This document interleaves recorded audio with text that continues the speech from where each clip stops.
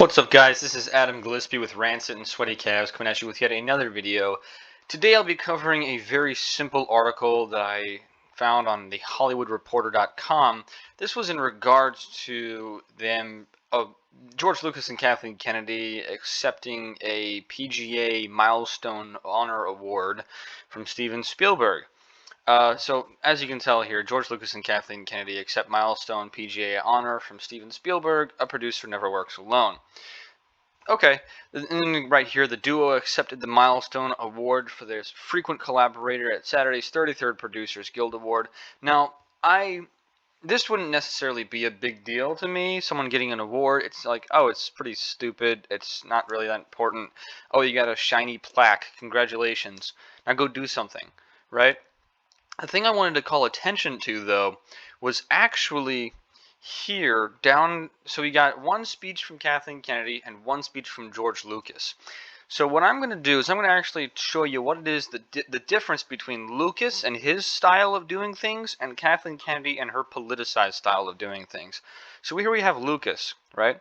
Lucas thanked his former mentor Francis Ford Coppola for before giving an impassioned speech about a producer's role in filmmaking. This is Lucas's words now. To me, that's the first and foremost job of a producer, which is to do the impossible, and you do it every single day. And then every single day, something comes along to destroy everything you've done, and you have to pick it all up at lunch and figure out a new way to finish the movie in conjunction with the director, and it's daunting to say the least. But a producer never works alone. One, you have a great crew. I've always had the best crews, he said. I couldn't have done it without them, and so I think my job also is to gather them all together and inspire them to be the best they can be.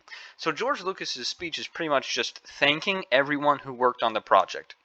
Thanking them for doing things, thanking them for appreciating the art, and for having the courage to actually just focus on the art.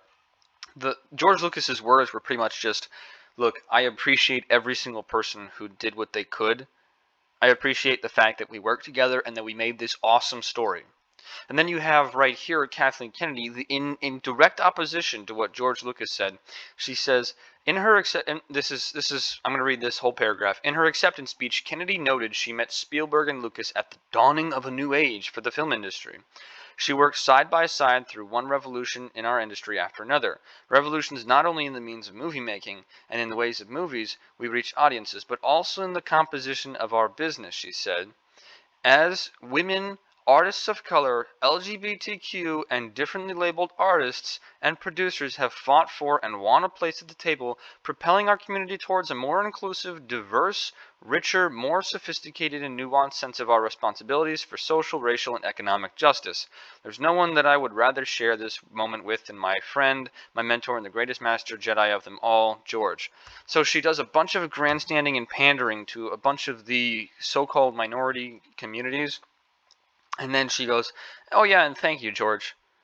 She basically admits that she had no care for the art, no care for the story, the characters, she had no passion for anything in regards to Star Wars. She just wanted to influence it with politics. She wanted to infect it with modern day social justice and racial equity and all this other stupid garbage that doesn't mean anything in the main sphere of media today.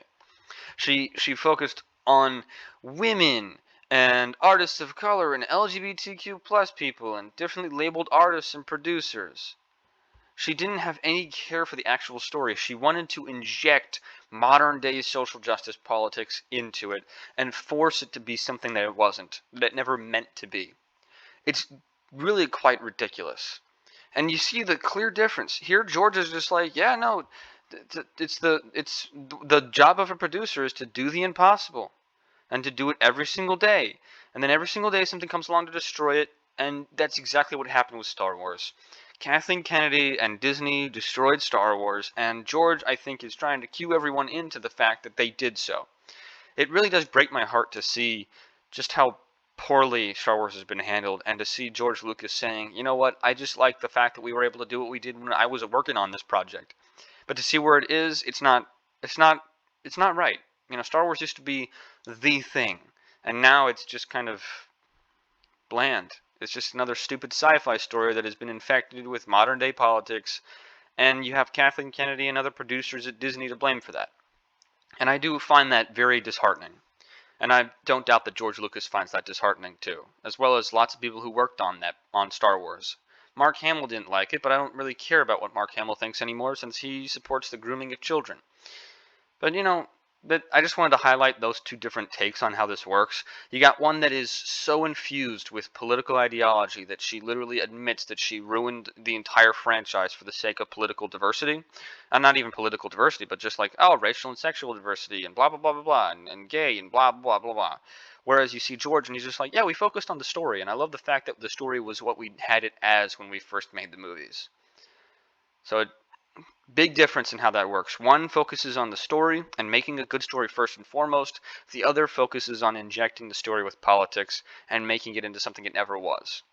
But I hope you guys enjoyed the video. If you did, make sure to leave a like down below. Don't forget to comment in the comments section. I love seeing you guys engage together in commentary.